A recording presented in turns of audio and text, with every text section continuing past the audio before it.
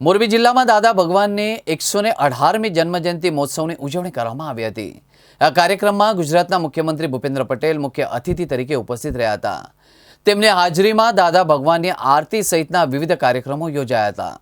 દાદા ભગવાનની 118મી જન્મજયંતિ નિમિત્તે મોરબીના રવાપર ધુંધળા રોડ પર 32 લાખ ચોરસ ફૂટના વિશાળ ક્ષેત્રમાં આ મહોત્સવનું આયોજન કરવામાં આવ્યું હતું। આ કાર્યક્રમ 3 થી 9 નવેમ્બર દરમિયાન યોજાશે। મુખ્યમંત્રી અને દીપકભાઈની હાજરીમાં આરતી અને આશીર્વચનના કાર્યક્રમ યોજાયા હતા। આ પ્રસંગે રાજ્યમંત્રી કાંતિ અમૃતિયા, સાંસદ કિશોર દેવસિંહ ઝાલા, જિલ્લા પંચાયતના પ્રમુખ, પૂર્વ સાંસદ, ધારાસભ્ય, જિલ્લા ભાજપના પ્રમુખ તેમજ રાજકોટિયા સહિતના રાજકીય અને સામાજિક આગેવાનો ઉપસ્થિત રહ્યા હતા।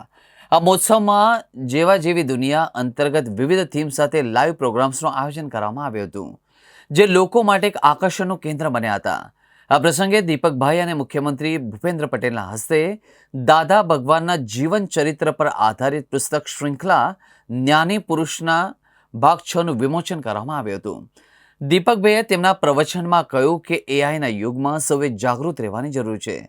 તેમણે ઉમેર્યું કે આપણે બહાર નાટકના ભાગરૂપે બધા જ પાત્રો બજાવવાના છે, પરંતુ અંદર કરતા કોણ છે તે જાણવું જરૂરી છે અને પુરુષાર્થ કરતા રહેવું પણ જોઈએ।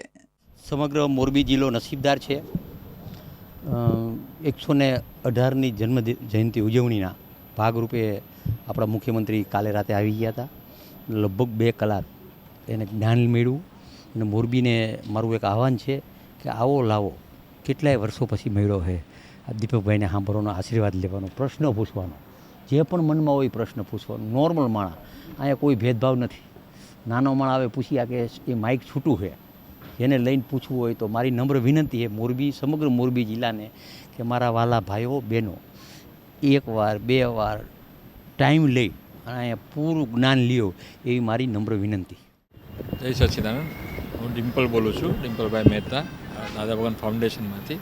આપણે અહીંયા મોરબીના આંગણે સરસ ઉત્સવ એક ઉજવાઈ રહ્યો છે। આજે મુખ્યમંત્રી શ્રી ભૂપેન્દ્રભાઈ હાજર હતા અને 9 તારીખ સુધી અહીંયા ગોઠવવાનું છે। તો બાળકો માટે અને મોટા માટે બહુ સરસ દુનિયા ઊભી કરી છે, જોવા જોઈએ દુનિયા। એમાં ઘણું બધું નવું જાણવાનું મળે એમ છે ને કેવી રીતે જીવનમાં જીવવું એવું બધું મળે એવું છે અને બધી વસ્તુ ફ્રી છે। તો જરૂરથી બધી જનતા, આખી મોરબીની અને આજુબાજુની જનતાને આવવા માટે ખાસ આમંત્રણ છે। જય સચ્ચિદાનંદ।